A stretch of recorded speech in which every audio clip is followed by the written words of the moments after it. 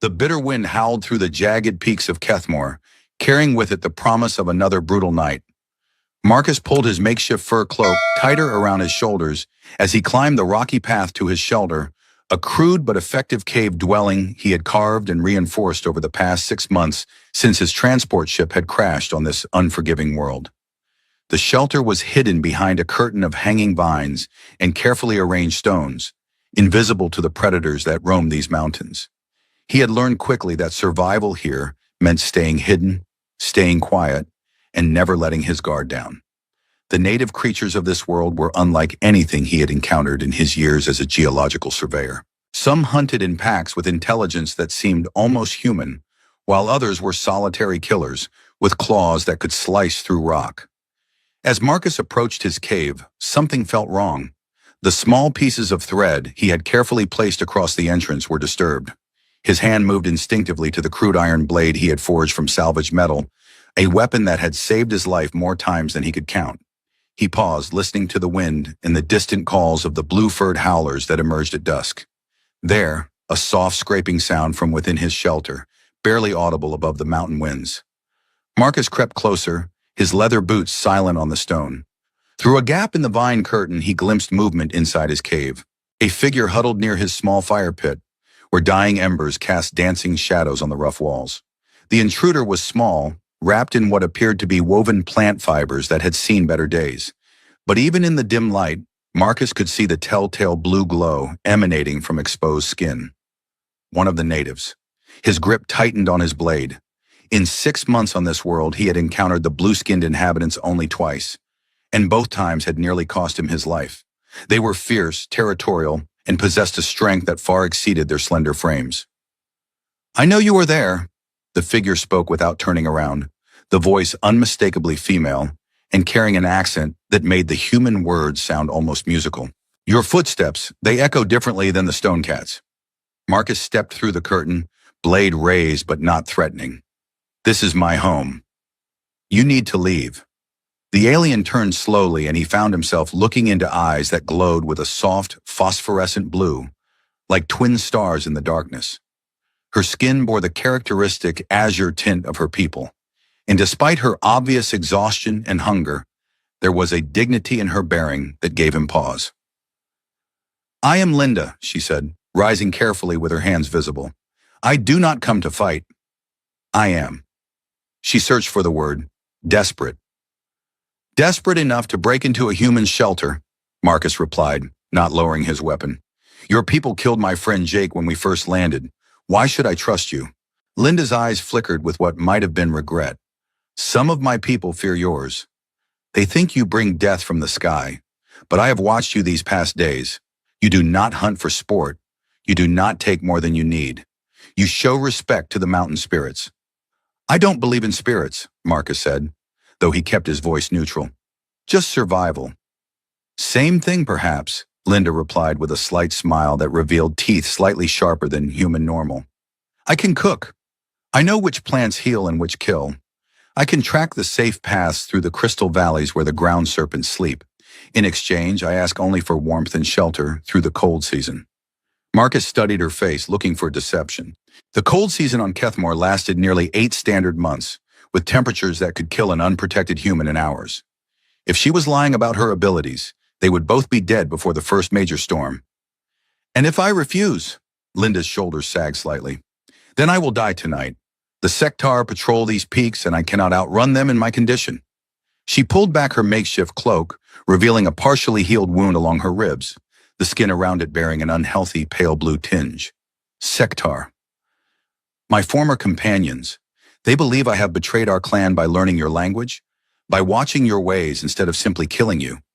Her voice hardened. "They are not entirely wrong. Sukarim." The wind gusted outside, and Marcus felt the temperature drop noticeably.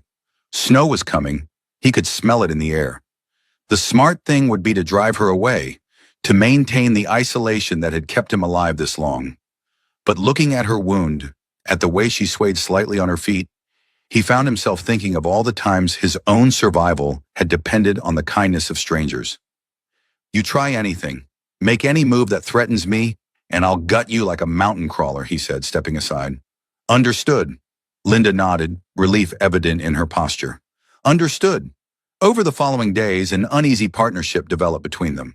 Linda proved true to her word, demonstrating an intimate knowledge of the world that impressed even Marcus's hard-won survival instincts.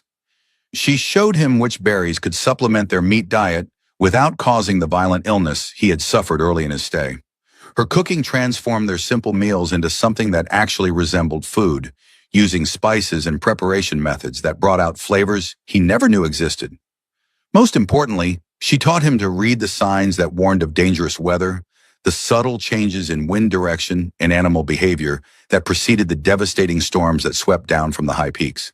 The rock birds flee to the deep caves when the death wind comes, she explained one morning as they watched a flock of the armored flying creatures streaming southward. We have perhaps 2 hours. True to her prediction, the storm that followed was the worst Marcus had experienced, with winds that would have torn apart his previous shelter and hail the size of a man's fist. But forewarned, they were able to secure their home and wait it out in relative safety. How did you learn to speak my language?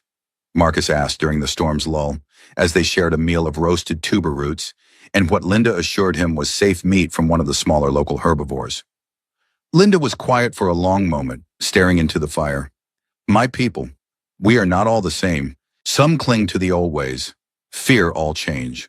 But others, like my grandfather, believe that understanding brings strength. He taught me that knowledge is survival, whether it comes from our ancestors or from strangers who fall from the sky. And the Sektar disagreed. Oscar leads them now. He was once a friend, before the fear consumed him. He believes that learning from your people makes us weak, that it pollutes our pure way of life. Her hand unconsciously moved to the healing wound on her ribs. He made his position very clear. The storm raged for 3 days. When it finally passed, the world outside was transformed, covered in a blanket of blue-tinted snow that sparkled like scattered jewels in the sunlight. But with the beauty came new dangers. The cold was more intense than anything Marcus had experienced, and many of their usual food sources were now buried or had migrated to lower elevations. We need to move, Linda said on the 4th morning, studying the landscape from their cave entrance. The long freeze has begun. This shelter will not protect us when the real cold comes. How much colder does it get? Marcus asked, though he wasn't sure he wanted to know the answer. Cold enough to freeze breath before it leaves your lungs. Cold enough to turn water to stone in moments. She turned to him with serious eyes. There are deeper caves, protected places, where my people have sheltered for generations. But reaching them means crossing Sektar territory. They spent the day preparing for the journey, gathering their few possessions and what food they could carry. Linda fashioned crude snowshoes from bent branches and plant fibers, while Marcus sharpened his blade and crafted a simple spear from a straight piece of hardwood. This Oscar, he said as they worked.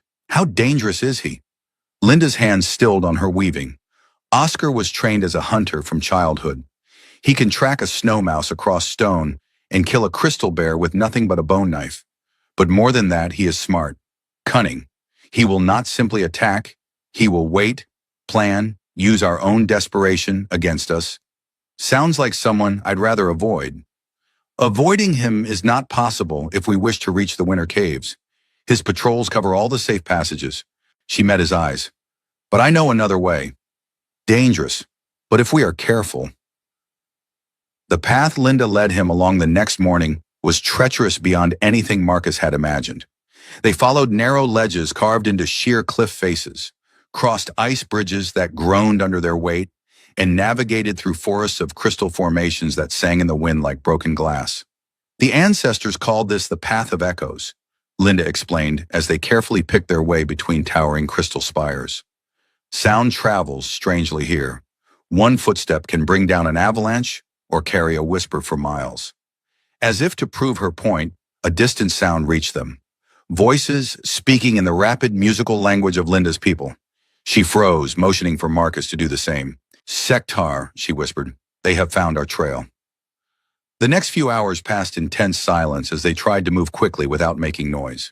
The crystal forest was a maze of reflecting surfaces and acoustic tricks, making it impossible to tell where the voices were coming from or how close their pursuers might be. They were nearly through the crystal maze when disaster struck. Marcus's spear caught on a low-hanging formation, and when he tried to free it, the crystal shattered with a sound like breaking thunder. The echoes bounced between the formations, amplifying until the entire forest rang like a massive bell. "Run," Linda said, and they ran. Behind them, the voices of the Sectar rose in hunting calls that sent chills down Marcus's spine. Whatever words they were shouting, the tone was unmistakably hostile. The sound of pursuit grew closer as the hunters abandoned stealth for speed. They burst from the crystal forest onto a broad plateau covered in knee-deep snow. On the far side, Marcus could see what looked like the entrance to a cave system, partially hidden by overhanging rocks. But between them and safety lay several hundred yards of open ground with no cover. "There," Linda pointed toward the caves. "The sanctuary is just inside that entrance, if we can reach it." "If," Marcus muttered, looking back at the crystal forest where their pursuers would emerge at any moment. They plunged into the snow, high-stepping through drifts that sometimes reached their waists. The cold was brutal, seeping through their improvised clothing and stealing strength from their muscles. Behind them, the first of the Sectar hunters appeared at the forest's edge. Marcus got his first clear look at their pursuers and felt his blood chill. There were 5 of them, all tall and lean with the characteristic blue skin of Linda's people, but these carried an aura of barely contained violence. They wore armor made from what looked like the shells of massive insects, and each carried weapons that spoke of generations of refinement. Curved blades that gleamed like ice, spears with barbed points, and bows carved from some dark wood. The leader, a figure taller than the rest with intricate scarification covering his visible skin, raised a hand and called out something in their language. Linda stumbled, as if the words had physically struck her. "Oscar," she whispered. The scarred leader called out again, his voice carrying clearly across the snow. This time Linda responded, her own voice defiant despite their desperate situation. "What is he saying?" Marcus asked as they continued their struggling advance through the snow. "He offers terms. Return with him, face judgment for consorting with sky demons, and you will be allowed to live." Linda's voice was bitter. "He calls you corrupted, says that my association with you has poisoned my spirit. And your answer?" Slinda shouted back a phrase that, even in an alien language, was clearly unprintable. The Sectar leader's response was immediate. He knocked an arrow and drew his bow. "Down!" Marcus tackled Linda into the snow just as the arrow whistled overhead. The projectile buried itself in a snowbank 20 yards ahead, its obsidian point gleaming. More arrows followed as they rolled and scrambled through the snow, trying to present a moving target while still making progress toward the caves. One shaft passed close enough to Marcus's head that he felt the fletching brush his ear. They were still 50 yards from the cave entrance when Oscar and his hunters began crossing the plateau. Moving with practiced efficiency, they spread out in a hunting formation that would cut off any attempt to change direction. Their movement through the snow was far more graceful than Marcus and Linda's desperate floundering. "The cave!" Marcus gasped, lungs burning from the cold air. "Will they follow us inside?" "Not into the sanctuary itself," Linda replied, breathing hard. "It is sacred ground, protected by ancient laws. But they can wait outside. We would starve before they give up." An arrow struck the ground inches from Marcus's foot, and he realized they weren't going to make it. The hunters were gaining ground rapidly, and their archery was becoming more accurate as the range closed. "Linda," he said, making a decision he hoped he wouldn't regret. "When I say run, head straight for the cave. Don't look back." "What are you—" "Run!" Instead of continuing toward the cave, Marcus suddenly changed direction, angling toward the nearest of the hunters. The unexpected move caught the Sectar off guard, and for a moment their formation wavered as they tried to adjust to his new course. Marcus had his crude iron blade in one hand and a chunk of ice in the other. He was no warrior, but 6 months of surviving on this world had taught him that sometimes the best defense was sheer unpredictability. The hunter he was charging, a lean figure with geometric tattoos covering his arms, raised his spear and braced for impact. What he didn't expect was for Marcus to slide at the last second, using the slick snow to carry himself under the spear point and into the hunter's legs. They went down in a tangle of limbs and weapons. The hunter was stronger and more skilled, but Marcus had desperation and the advantage of surprise. His blade found a gap in the insect shell armor, and the hunter screamed, blue blood staining the snow. But even as Marcus struggled with his opponent, he could see the other hunters converging on his position. Linda was almost to the cave entrance, but she had stopped and was looking back with horror. "Go!" he shouted just as a spear point punched through his shoulder. The pain was immediate and overwhelming. Marcus felt his grip on his blade weaken as fire spread down his arm. The wounded hunter beneath him took advantage of his distraction, rolling away and scrambling to his feet. Now 3 Sectar hunters stood over Marcus, weapons pointed at his throat and chest. The one he had wounded was holding his side, blue blood seeping between his fingers, but his eyes burned with fury. Oscar approached slowly, his bow still nocked but not drawn. When he spoke, his voice was like grinding stone. Linda called out from the cave entrance, her voice carrying a note of pleading. Oscar responded without taking his eyes off Marcus, and whatever he said made Linda's shoulders slump in defeat. "He says you have proven yourself a worthy enemy," Linda translated, her voice carrying across the snow. "You have shown honor in protecting me. For this, he will grant you a clean death." "How generous," Marcus muttered, pressing his free hand to his wounded shoulder. But Linda wasn't finished translating. "He also says that if I return willingly, he will make your death quick instead of slow. He considers this mercy."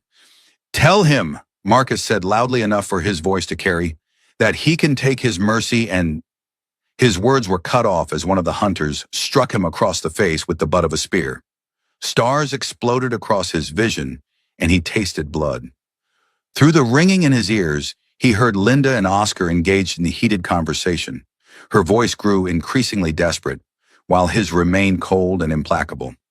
Finally, she called out something that made all the hunters look toward the cave entrance. Oscar's scarred face twisted in what might have been amusement, and he replied with a single word that seemed to hit Linda like a physical blow.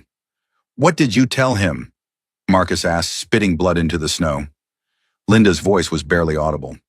"I offered to take your place, to accept judgment for both our crimes if he would let you go." She paused. He said no. The hunter who had struck Marcus raised his spear for a killing blow, but Oscar barked a command that made him hesitate. The scarred leader approached, studying Marcus with the intensity of a predator evaluating prey. When Oscar spoke again, it was in heavily accented but understandable human words. "You fight for her." "Why?" Marcus met the alien's glowing eyes, tasting blood and defiance in equal measure. "Because leaving someone to die when you could help them isn't survival. It's just giving up on being human." Oscar tilted his head as if considering this answer. Then he said something to his hunters that made them step back slightly. "Interesting," the Sectar leader mused. "Linda has told me that humans value individual life above the good of the tribe. I expected weakness, but you show something else. Disappointed. Curious." Oscar looked toward Linda, who stood frozen at the cave entrance. "She has broken our laws, learned forbidden knowledge, betrayed the purity of our ways. By our custom, she must die. But you," he gestured at the wounded hunter, who was still bleeding steadily, "you have proven yourself in combat, shown courage in hopeless circumstances. This matters." Marcus didn't like where this was going. "What are you getting at?" "A test," Oscar said, his voice carrying the weight of ritual. "Single combat. You against me, weapons of choice, no interference. If you win, you both go free. If I win—" He shrugged. "That's not exactly fair odds," Marcus pointed out, struggling to his feet. His shoulder was on fire, and he could feel blood soaking through his crude bandages. "Fair." Oscar seemed genuinely puzzled by the concept. "Survival is not fair, human. It simply is." "Marcus, number." Linda's voice carried a note of desperation.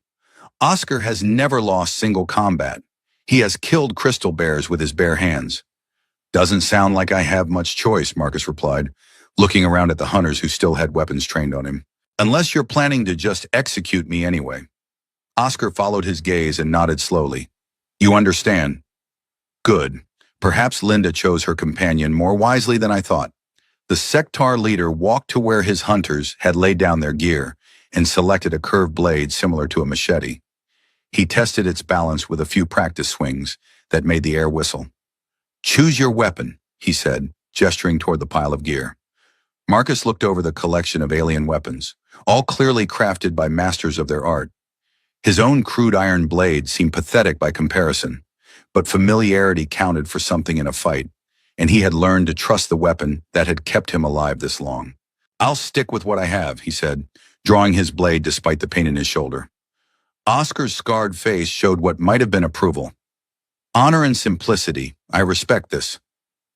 The other hunters formed a loose circle around them, while Linda watched from the cave entrance with obvious anguish. The snow continued to fall, dusting their shoulders and making the footing treacherous. "Traditional rules," Oscar announced, speaking for the benefit of both his hunters and Linda. "First blood has been drawn." He gestured at Marcus's wounded shoulder. "Combat continues until death or surrender. No weapons but blades, no assistance from allies. And if I somehow win, then the spirits have spoken, and your cause is just." Oscar raised his blade in what was clearly a formal salute.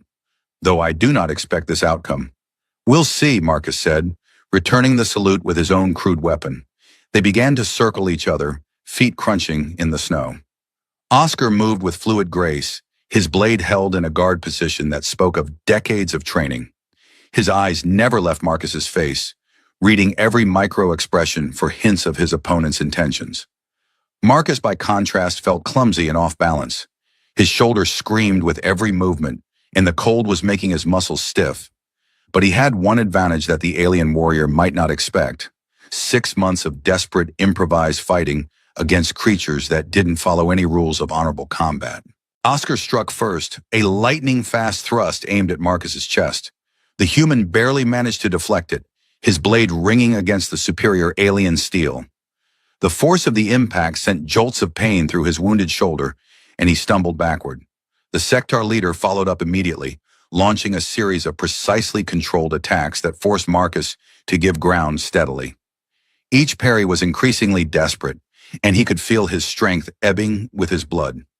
"You fight well for an untrained sky demon," Oscar said conversationally as his blade sliced through the air where Marcus's head had been a moment before. "But courage alone will not save you." Instead of responding, Marcus grabbed a handful of snow and flung it at Oscar's face. The alien warrior was too experienced to be truly caught off guard, but the unexpected tactic bought Marcus a crucial second to launch his own attack. His blade caught Oscar across the ribs, drawing a line of blue blood through the ceremonial scarification. The cut was shallow, but it proved that the human could reach him. Oscar touched the wound and examined the blood on his fingers with what looked like genuine surprise. "Clever. Perhaps Linda has taught you more than language." "Haven't even gotten started," Marcus lied, breathing hard.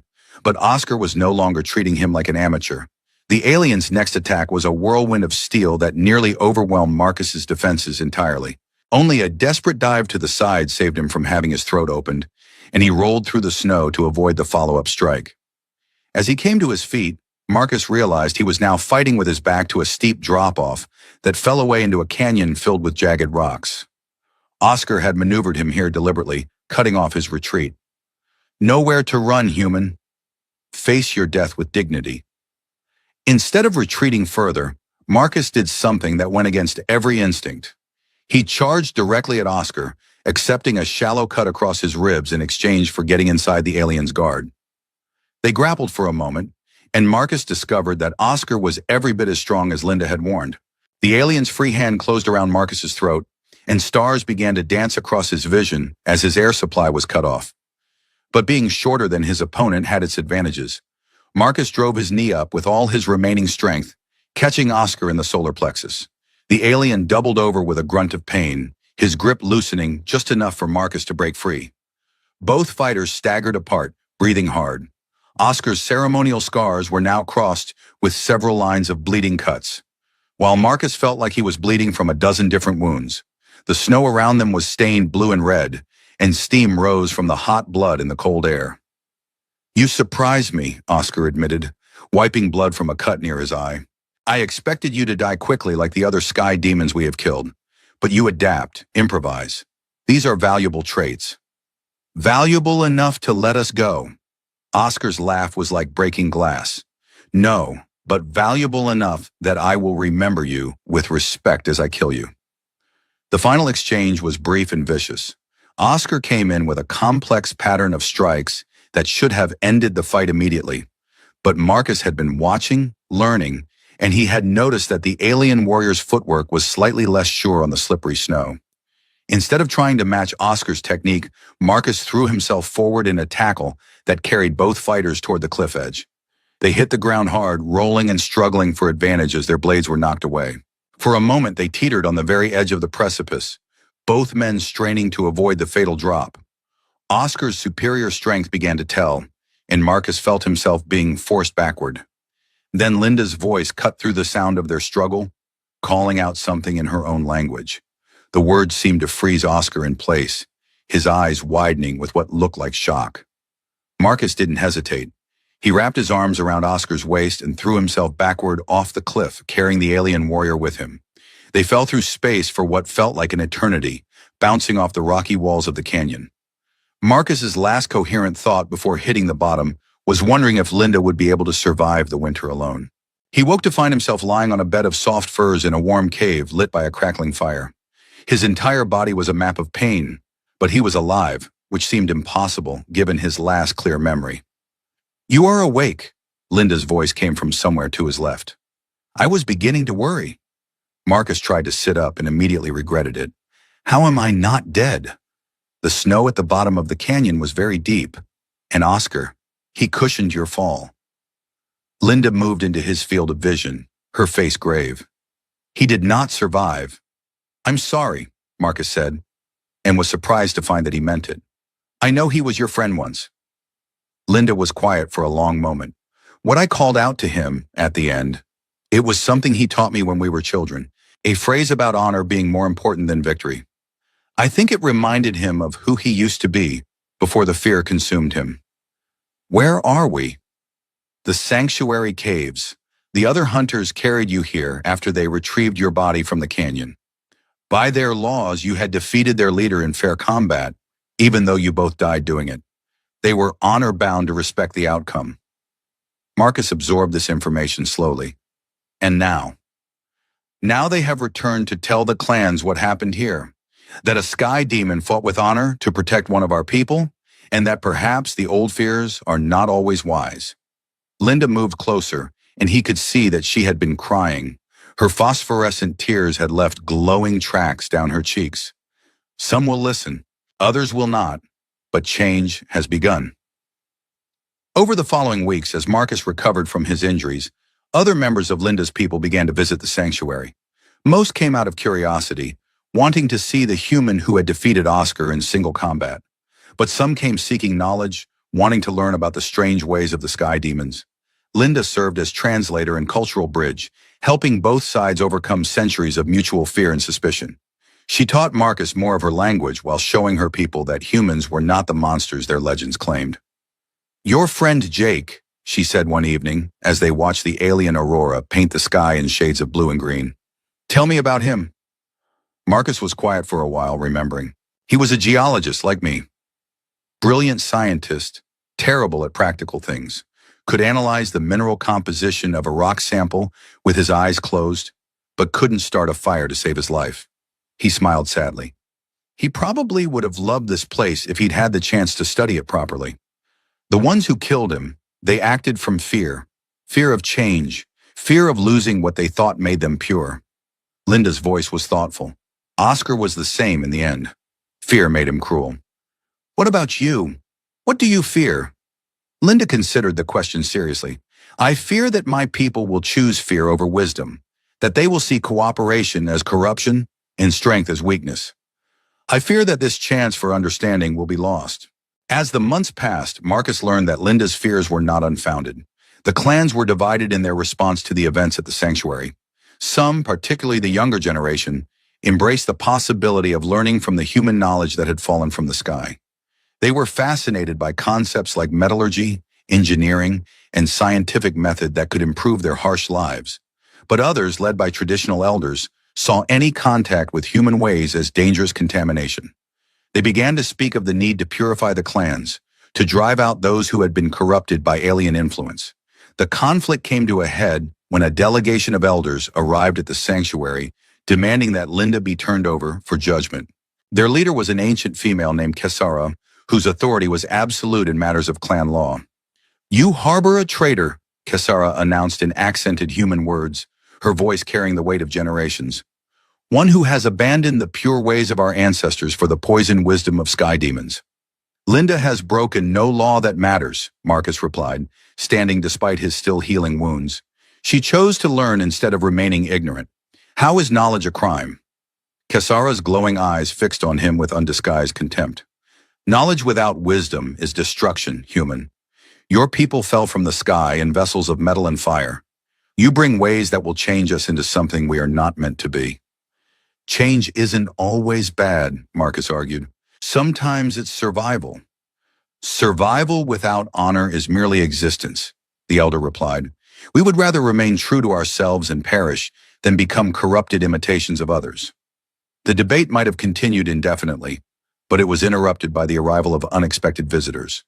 A group of young warriors burst into the sanctuary, their faces flushed with exertion and fear. Their leader, a female barely out of adolescence, spoke rapidly to Linda in their own language.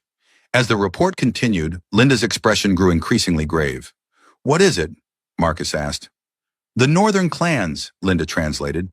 "They have allied with the metal hunters from beyond the ice walls. They plan to attack any clan that has shown sympathy for human ways." Kesara's scarred features hardened. "Metal hunters, you are certain?" The young warrior nodded emphatically and continued her report. Even without understanding the words, Marcus could hear the fear in her voice. "The metal hunters are not of our world," Linda explained for Marcus's benefit. "They come from the cold void between worlds, seeking metals and slaves. In the past, all clans united to drive them away. But now the northern clans are using them as weapons against their own people," Kesara finished, her voice bitter with disgust. "This is what comes of abandoning the old ways. Honor dies, and only power remains." Despite her harsh words about human corruption, the ancient elder moved with surprising speed to address the crisis. Within hours, runners were dispatched to carry warnings to all the clans, while the sanctuary became a gathering point for warriors from across the region. Marcus found himself in the strange position of being both an outsider and a crucial participant in the coming conflict. His knowledge of human technology and tactics could be valuable in fighting the metal hunters, but many of the warriors were still suspicious of his presence.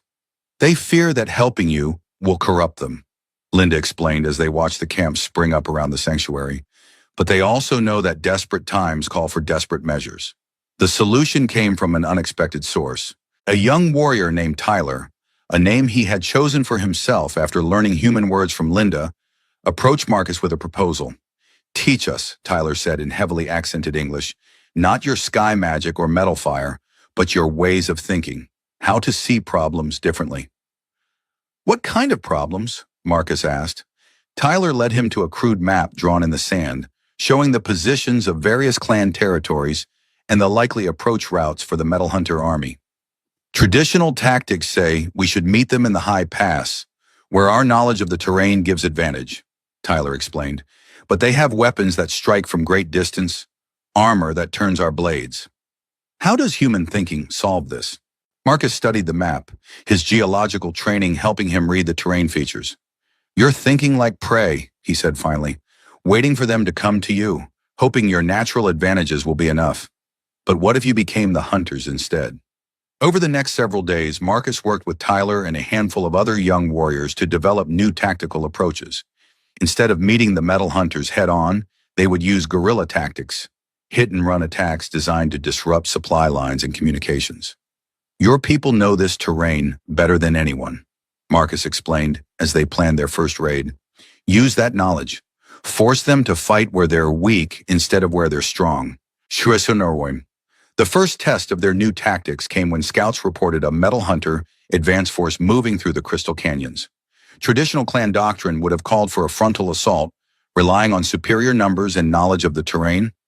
Instead, Tyler's mixed force of young warriors and carefully selected veterans used a series of coordinated ambushes to devastate the enemy force without ever engaging in direct combat.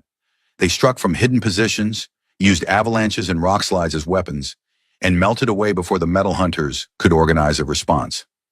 The victory was decisive, but more importantly, It proved that human tactical thinking could be adapted to enhance rather than replace traditional clan methods. You see, Linda said to Kesara as they watched the victorious warriors return, knowledge shared is strength multiplied, not corruption.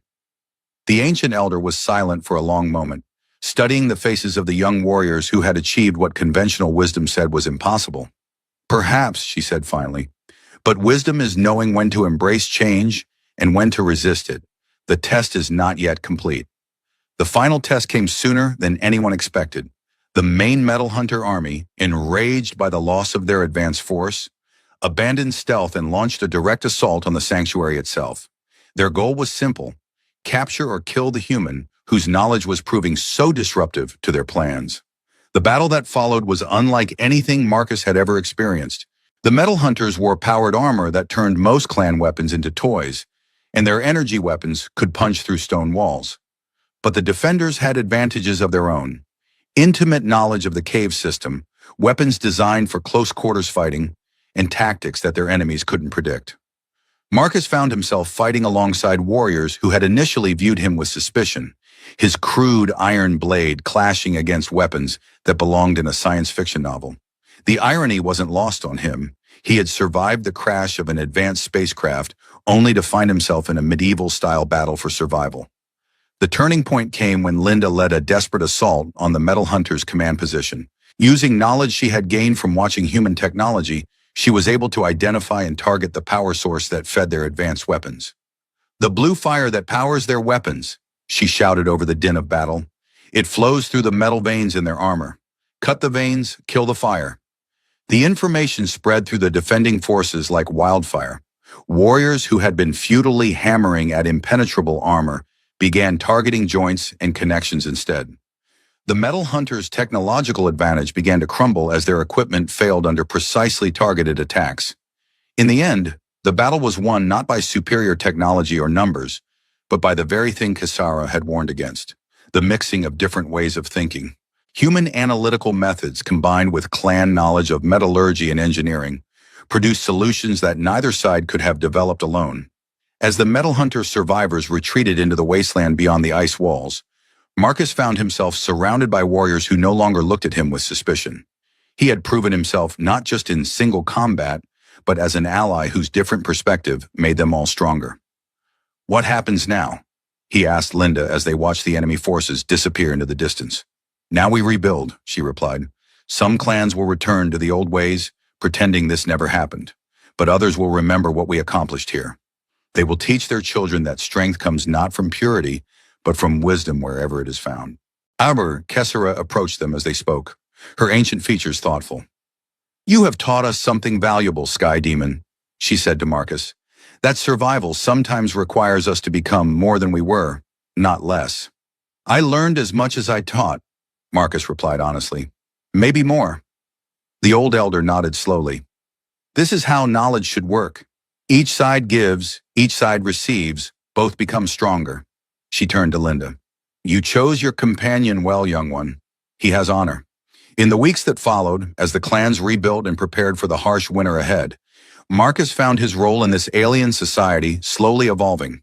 He was no longer just a crash survivor dependent on Linda's protection, but a valued member of the community whose knowledge and perspective were actively sought. He taught young warriors about metallurgy and engineering, showing them how to improve their weapons and tools using principles he had learned in his previous life. In return, they taught him their ancient techniques for surviving in environments that would kill an unprepared human in hours. Linda became his partner in these exchanges, translating not just language but concepts that had no direct equivalent between the two cultures. Her role as a bridge between worlds was recognized formally when the clan councils named her Speaker Between Peoples, a position that had not existed before, but was clearly needed now. "Do you miss your old life?" she asked him one evening as they sat outside the sanctuary, watching the stars emerge in the alien sky. Marcus considered the question seriously. "I miss my friends, my family. I miss knowing that I could call for help if I needed it." He gestured at the landscape around them, harsh but beautiful in its own way. "But I don't miss the loneliness. I spent most of my time on Earth alone in remote places, studying rocks. Here I'm part of something larger." and you do not wish to return to your people. Even if there was a way, I'm not sure I would take it, Marcus admitted. My old life was about understanding dead things. Minerals, geological formations, ancient history. Here I'm helping build something alive and growing. Linda smiled, her phosphorescent features beautiful in the starlight. Then you have found what my grandfather would call the greatest treasure, a purpose that makes you larger than yourself. As the first snows of true winter began to fall, Marcus reflected on the path that had brought him to this moment. 6 months ago, he had been a lone survivor clinging to life by his fingernails. Now he was part of a community, a teacher and student both, helping to bridge the gap between two very different ways of understanding the world. The cold season would be hard, he knew. Resources were limited, the weather was brutal, and not all the clans had accepted the new alliance between human and native knowledge. There would be more challenges, more conflicts, more opportunities for both triumph and tragedy. But for the first time since his ship had crashed on this harsh world, Marcus felt genuinely optimistic about the future. He had learned that survival was about more than just staying alive. It was about finding ways to grow and adapt, to become stronger by embracing change rather than fearing it. As Linda moved closer to share warmth against the cold, Marcus looked up at the alien stars and smiled. He was home. The winter storms came early that year, bringing with them challenges that tested every lesson Marcus and Linda had learned about cooperation and survival. The sanctuary caves, designed to shelter a few dozen people, were now home to nearly 300 refugees from the conflicts that had torn the clans apart. Food was scarce, tempers were short, and the careful alliances they had built threatened to crumble under the pressure of too many people competing for too few resources. "We cannot continue like this," Tyler warned during one of their daily planning meetings. "The hunters are bringing back less game each day, and the stored food will not last until spring." Marcus studied the crude charts they had drawn to track their supplies. "What about the thermal vents you mentioned, the ones further down in the cave system?" "What about them?" Linda asked. "On Earth, thermal vents often support unique ecosystems. Heat, minerals, sometimes edible organisms that don't depend on surface food chains." He looked up from the charts. "It's worth investigating." The expedition to the deep thermal caves was dangerous. The passages were narrow and unstable. The air was thick with mineral vapors, and no one knew what they might encounter in the depths. But with winter tightening its grip on the surface world, they had little choice but to explore every option. What they found exceeded their wildest expectations. The thermal vents were indeed surrounded by life, strange, pale creatures that had evolved to thrive in the hot, mineral-rich environment. Some were clearly edible, while others had properties that could be useful for medicine or tool-making. More importantly, the heat from the vents could be channeled to create warm living spaces far more comfortable than the upper caves. With careful engineering, a combination of human physics knowledge and native understanding of stoneworking, they were able to redirect the thermal flow to create a livable environment for the entire refugee population. "You see," Linda said to the assembled clan leaders as they toured the new living areas, "different knowledge working together creates possibilities that neither could achieve alone." Not everyone was convinced. A faction of traditionalists, led by a warrior named Brooks, who had lost family in the Metal Hunter attacks, argued that the changes were happening too fast and going too far. "We are losing ourselves," Brooks declared during a heated council meeting. "Our children learn sky demon words instead of the old songs. Our young warriors practice alien fighting methods instead of the techniques passed down by their ancestors. What will be left of us in a generation? What good are songs and traditions if there is no one left alive to remember them?" Tyler shot back. "The old ways could not save us from the Metal Hunters. Only by learning and adapting did we survive." The argument might have continued indefinitely, but it was interrupted by the arrival of an unexpected messenger. A lone hunter stumbled into the sanctuary, half frozen and bearing news that changed everything. "Ships!" the messenger gasped between breaths. "Ships from the sky, landing in the eastern valleys." Not Metal Hunters. Something else. Marcus felt his heart skip a beat. Could it be? After more than a year of believing himself the sole survivor of his expedition, was it possible that rescue had finally come? The expedition to investigate the landing site was carefully planned and heavily armed. If these were indeed human ships, They could represent salvation or disaster, depending on who had sent them and why. What they found was a scene that filled Marcus with conflicting emotions. 3 human transport ships had landed in a valley about 50 miles from the sanctuary, and a temporary base was being established. The ships bore the insignia of the Colonial Survey Corps, the same organization that had sent Marcus and his team to this world in the first place. But something was wrong. Instead of the careful, methodical approach that characterized legitimate survey operations, this base had the look of a military installation. Armed guards patrolled the perimeter, and the equipment being unloaded included weapons and restraint devices. "Slave hunters," Linda whispered, reading the situation with the instincts of someone whose people had faced such threats before. "They come to take my people as property." Marcus studied the base through improvised binoculars, his heart sinking as he recognized some of the equipment. Neural restraints, processing units, transport cages, all the tools needed to capture and ship intelligent beings as forced labor. The terrible irony was not lost on him. After spending more than a year learning to see Linda's people as equals, as friends and allies, he was now faced with members of his own species who saw them only as potential commodities. "We have to warn the clans," he said, lowering the binoculars. "If these people succeed in establishing a permanent base, they'll start raiding settlements throughout the region." But warning the clans proved easier said than done. Many of the traditionalists saw the arrival of more humans as vindication of their fears about alien contamination. If this was what human knowledge led to, they argued, perhaps it would have been better to resist change from the beginning. "You see," Brooks declared during another contentious council meeting, "we welcomed one sky demon, and now more come to enslave us all. This is the reward for abandoning our pure ways." "These are not the same humans," Tyler argued. "Marcus has shown us honor and respect. These newcomers show only greed and violence." "How can we tell the difference?" Brooks shot back. "They all have the same pale skin, the same strange words. For all we know, this one has been preparing the way for his masters all along." The accusation hit Marcus like a physical blow. After everything they had been through together, after all the bonds of trust and friendship they had built, to be suspected of treachery was almost unbearable. But Linda's response was swift and decisive. "Marcus has bled with us, fought beside us, saved our lives and protected our people. Anyone who questions his loyalty questions my judgment as well." The debate was settled when scouts reported that the slave hunters had begun conducting raids on outlying settlements. The evidence of their intentions was undeniable. Several families had already been captured and transported to the base for processing. Faced with this external threat, the clans had little choice but to unite once again. But the question remained, how could a primitive society armed with spears and blades hope to defeat enemies equipped with advanced technology and military training?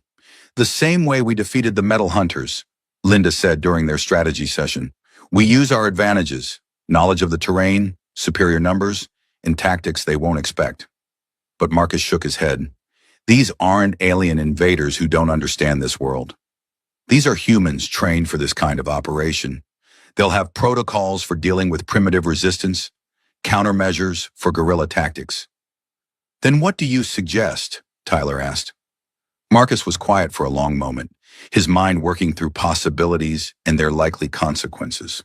Finally, he looked up with an expression that was equal parts determination and regret. "I go to them," he said, "alone, as a survivor of the original expedition." "That's suicide," Linda protested. "They'll either kill you or force you to help them hunt my people." "Not necessarily," Marcus replied. "I'm a valuable asset, the only human who survived on this world for an extended period. They'll want to debrief me, learn what I know about local conditions and native capabilities." He paused. "That gives me an opportunity to feed them false information, to mislead their planning. And when they discover your deception, then we'll deal with that when it happens. But in the meantime, I might be able to sabotage their operation from the inside." The plan was risky beyond measure, but with no other viable options, the clan leaders reluctantly agreed. Marcus would present himself as a desperate survivor, grateful for rescue, while secretly working to undermine the slave operation from within. Linda insisted on accompanying him partway to the base, despite the obvious dangers. "If something goes wrong," she said, "I want to be close enough to help." "If something goes wrong, you need to be far enough away to survive it," Marcus replied. But he didn't try to dissuade her completely. After everything they had been through together, he understood her need to be involved. The approach to the human base was conducted with extreme caution. Marcus had Linda help him practice his cover story, that he had been living as a hermit in the deep caves, avoiding contact with the natives, barely surviving on whatever food he could scavenge. Remember, Linda coached him as they watched the base from a concealed position. You must seem grateful but not too eager. Suspicious of the natives but not too knowledgeable about our capabilities. I know, Marcus said, checking his appearance one final time. He had deliberately let his hair and beard grow wild, and his clothes were stained and patched to support his story of hardship survival. And Marcus, Linda added, her phosphorescent eyes serious in the darkness, if you cannot return to us, know that what we have built together will survive. The knowledge shared, the friendship between our peoples. These things are stronger than any individual. He wanted to tell her that he would return, that their plan would work and they would be together again soon. But honesty had always been the foundation of their relationship, and he would not compromise that now. Take care of Tyler and the others, he said instead. They'll need your wisdom to guide them. The walk to the base perimeter was the longest of Marcus's life. With every step, he moved further away from the people who had become his family and closer to those who saw them as property to be harvested. The guards who intercepted him were professional and suspicious, exactly what he had expected. They searched him thoroughly, confiscated his crude iron blade, and subjected him to a barrage of questions about his identity and survival. Marcus Chen, geological survey specialist, he told them, giving his real name and background. I've been hiding in the cave system since the crash, avoiding contact with the hostiles. Hostiles? The sergeant in charge of the patrol looked skeptical. Our intelligence suggests the natives are primitive, barely above Stone Age technology. Primitive doesn't mean harmless, Marcus replied, falling easily into the role of a traumatized survivor. They killed my entire team within days of our landing. I've been running from them ever since. Them, the story was plausible enough to get him inside the base perimeter, where he was handed over to intelligence officers for more detailed questioning. These were harder men, trained to spot deception and manipulation. But Marcus had spent over a year learning to think like a survivor, to adapt his responses to whatever situation he faced. He gave them just enough truth to be believable, while carefully omitting anything that might help their slaving operation. The natives are organized into clan groups, he reported during one debriefing session, highly territorial, constantly fighting among themselves. Their weapons are crude but effective in close combat. All true, but missing crucial details about recent alliance building and tactical innovations. Population estimates, the intelligence officer asked. Hard to say. I avoided contact whenever possible. Maybe a few thousand scattered across the continent. In reality, he knew the number was closer to 100,000, but letting them underestimate their potential opposition seemed wise. Technological capabilities. Stone Age with some basic metallurgy. No understanding of advanced physics or engineering. Again, technically true but misleading about recent developments. The intelligence officer seemed satisfied with his reports, but Marcus knew he was walking a tightrope. Too much cooperation and he would be complicit in enslaving Linda's people. Too little and he would be exposed as a security risk. His opportunity for sabotage came when they assigned him to advisory role in planning the next round of raids. His supposed knowledge of native behavior and terrain made him valuable for selecting targets and predicting resistance. These settlements, he said, pointing to locations on their tactical map, that he knew had already been abandoned. Isolated, lightly defended, good access for extraction vehicles. The raiding parties that hit those locations found nothing but empty buildings and cold fire pits. The intelligence officer in charge was frustrated, but not yet suspicious. Your information was outdated, he told Marcus. The hostiles must have better communication than we thought. Or they're more nomadic than I realized, Marcus suggested. I told you I avoided contact when possible. But each failed raid made the slavers more cautious and more thorough in their planning. Marcus realized that his window for effective sabotage was closing rapidly. The crisis came when intelligence intercepted communications indicating a large gathering of natives in the sanctuary area. The slavers saw this as an unprecedented opportunity to capture hundreds of specimens in a single operation. We'll need local guides, the mission commander announced during the planning briefing, someone who knows the terrain and can predict native tactical responses. All eyes turned to Marcus, and he felt the weight of impossible choices. Refuse to cooperate, and his cover would be blown, ending any chance of further sabotage. Agree to help, and he would be directly responsible for leading an attack on the people he had come to love. I'll need to scout the area first, he said, buying time to think. Get current intelligence on native positions and defenses. Of course, we'll provide you with an escort and full surveillance support. The escort turned out to be a squad of combat specialists led by a hard-eyed sergeant named Davis. They were professionals who had conducted dozens of similar operations on other worlds, and they watched Marcus with the casual alertness of predators evaluating potential prey. Something you should know, Sergeant Davis said as their transport approached the sanctuary area. This is a big operation. Command wants maximum captures with minimum casualties on our side. They don't care how many hostiles get killed in the process. Understood, Marcus replied, his heart sinking. The slavers weren't planning a surgical strike. They were preparing for a massacre. As they established their observation post overlooking the sanctuary, Marcus realized that his worst fears were being realized. The slavers had brought enough firepower to level the entire settlement, and their tactics called for overwhelming force to crush any resistance before it could organize. Thermal imaging shows approximately 400 warm bodies in the cave complex, the intelligence specialist reported, mostly clustered in the main chambers, with some scattered throughout the secondary tunnels. Perfect, the mission commander replied. We'll use gas canisters to flush them into the main chambers, then deploy restraint fields. Should be able to process the entire population in under an hour. Marcus felt sick. He had hoped to find some way to warn the sanctuary, to give them time to evacuate or prepare defenses. But the slavers' surveillance was too thorough, their security too tight. Any attempt to signal would be detected immediately. Unless, there's something you should know about the cave system, he said during the final planning session. It's thermally active, unstable in some areas. If you use too much explosive force. Are you suggesting the caves could collapse? The commander asked. It's possible. I've seen minor tremors cause significant structural damage in similar formations. All true, though he was deliberately exaggerating the risk. Then we'll adjust our approach. Minimal explosive ordnance, more reliance on gas and restraint fields. It wasn't much, but it might give the defenders a slightly better chance of survival.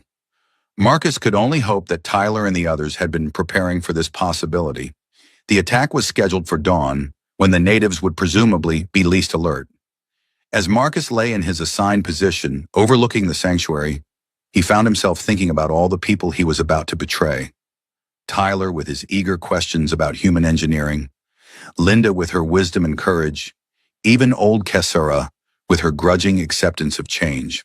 He had come to this world as a scientist, seeking knowledge about geology and mineral resources. Instead, he had found something far more valuable, a sense of belonging, of purpose larger than himself. Now he was about to lose it all, and there seemed to be nothing he could do to prevent it. The first sign that something was wrong came just before dawn, when the thermal imaging detected massive movement within the cave system. Instead of the expected 400 heat signatures, the scanners were now showing thousands. What the hell? The intelligence specialist muttered, frantically adjusting his equipment. This can't be right. But it was right. Throughout the night, while the slavers had been watching the main entrance, warriors from dozens of clans had been entering the sanctuary through hidden passages that connected to the deep thermal caves. Instead of trapping a population of refugees, the slavers found themselves facing the largest gathering of native warriors in living memory. Sir, Sergeant Davis reported, his voice tight with tension, we're looking at a complete intelligence failure. This isn't a population center, it's a military staging area. The mission commander studied the tactical displays with growing alarm. How many? Minimum 3,000, possibly more. And they're not just hiding in the caves, they're moving into attack positions. Marcus felt a surge of pride mixed with terror. Linda and Tyler had clearly anticipated this possibility and prepared accordingly. But courage and numbers wouldn't be enough against the slavers' advanced weapons and armor. We abort, the commander decided. Pull back to minimum safe distance and call for orbital support. Sir, the intelligence specialist interrupted, we're detecting massive thermal buildup in the cave system. The natives appear to be doing something to the thermal vents. On the tactical display, they watched in fascination and horror as controlled explosions began redirecting the underground thermal flows. Instead of warming the caves, the superheated water and steam was being channeled into a network of pressure vessels carved from solid rock.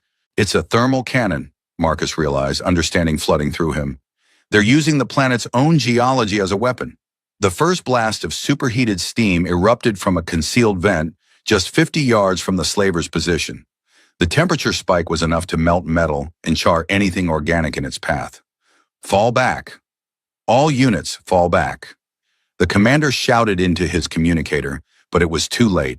More thermal vents were opening all around their position, turning the battlefield into a hellscape of scalding steam and molten rock. In the chaos that followed, Marcus found himself separated from his escort and faced with a choice that would define the rest of his life. He could try to reach the slavers' evacuation zone and maintain his cover, or he could make his way to the sanctuary and stand with the people who had become his true family. The choice was easier than he had expected. Marcus began moving toward the sanctuary, using his knowledge of the terrain to avoid the worst of the thermal eruptions.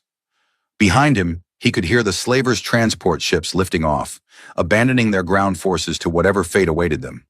The battle that followed was unlike anything in recorded military history. Human technology met geological fury in a conflict that transformed the landscape itself.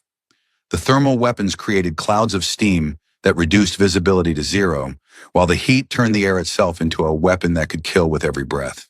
But the native warriors had prepared for these conditions.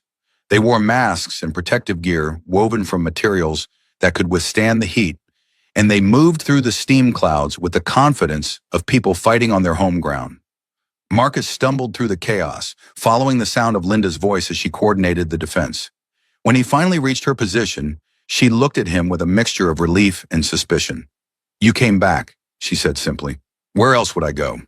He replied, accepting the makeshift breathing mask Tyler thrust into his hands. "The slavers. What do they plan?" "Orbital bombardment, probably. They'll try to level the entire area rather than risk more ground forces." Linda nodded grimly. "Then we must finish this quickly." The final phase of the battle was a race against time. While Tyler led assault teams to hunt down the remaining slaver ground forces, Linda and Marcus worked to extend the thermal weapon network to cover as much area as possible. If the slavers were going to bombard them from orbit, they would at least make it costly. The orbital strike came just as the last of the ground-based slavers were being overwhelmed. But instead of the concentrated devastation the attack ships expected to deliver, they found their targeting disrupted by massive thermal updrafts and steam clouds that obscured the entire battlefield. Several of their precision strikes went wide, hitting empty hillsides instead of populated areas. Others were absorbed by the thermal plumes themselves. Their energy dissipated harmlessly into the planet's atmosphere. "Target acquisition impossible," Marcus heard one of the orbiting ships report on a frequency he had programmed into his improvised radio. "Recommend immediate withdrawal pending reassessment." As the slaver ships departed, leaving behind their dead and abandoned equipment, the warriors of the sanctuary emerged from their caves to survey the battlefield. The thermal weapons had transformed the landscape into something alien, even by this world's standards. A maze of steaming craters and glass-smooth rock formations that would serve as a permanent monument to the day the clans united to defend their freedom. "It is over," Linda said, her voice echoing strangely in the hot, humid air. "They will not return soon." "But they will return eventually," Tyler added, his young face serious despite their victory. "This was just the first wave. There will be others." Marcus nodded, understanding the implications. Word of this world's intelligent native population and exploitable resources would spread through human space. Other slaving operations would come, along with mining corporations, colonial administrators, and all the machinery of human expansion. "Then we prepare," he said simply. "We learn, we adapt, we become stronger, and we make sure that when they come again, they find us ready." In the months that followed, the alliance between human knowledge and native wisdom grew stronger than ever before. The captured slaver equipment was reverse-engineered and adapted to local needs, while new thermal weapons were constructed throughout the clan territories. More importantly, the shared victory had created bonds between the clans that transcended old territorial disputes and cultural differences. For the first time in their recorded history, Linda's people began to think of themselves as a single nation, rather than dozens of separate tribes. Marcus found his role evolving once again, from survivor to refugee, to ally to something that had no name in either human or native language. He was a bridge between worlds, a translator of ideas and technologies, a living symbol that cooperation was possible even between the most different of peoples. "Do you ever regret it?" Linda asked him one evening as they stood on the observation platform they had built overlooking the sanctuary. Below them, the lights of the expanded settlement twinkled like terrestrial stars, while above them the alien aurora painted the sky in shades of blue and green. "Regret what?" "Choosing us over your own people. There will be consequences when word of this reaches your government. You will be branded a traitor, an enemy of humanity." Marcus considered her words seriously. It was true that his actions would be seen as betrayal by human authorities. He had not only failed to assist a legitimate slaving operation, but had actively helped the targets resist capture. "I chose the people who treated me as family over those who saw me as a tool," he said finally. "I chose those who offered friendship over those who demanded servitude. If that makes me a traitor to humanity, then maybe humanity needs more traitors." Linda smiled, her phosphorescent features beautiful in the starlight. "My grandfather would have liked you. He always said that true loyalty is not to blood or species, but to the principles that make life worth living." As they stood together watching the alien stars emerge in the darkening sky, Marcus reflected on the strange path that had brought him to this moment. He had lost his old life, his old identity, his old certainties about right and wrong. But in return, he had gained something precious beyond measure, a sense of purpose, a community that valued him not for what he was, but for who he chose to become. The future would bring new challenges, new conflicts, new opportunities for both triumph and tragedy. But whatever came, Marcus knew he would face it with friends beside him and principles to guide him. He was home,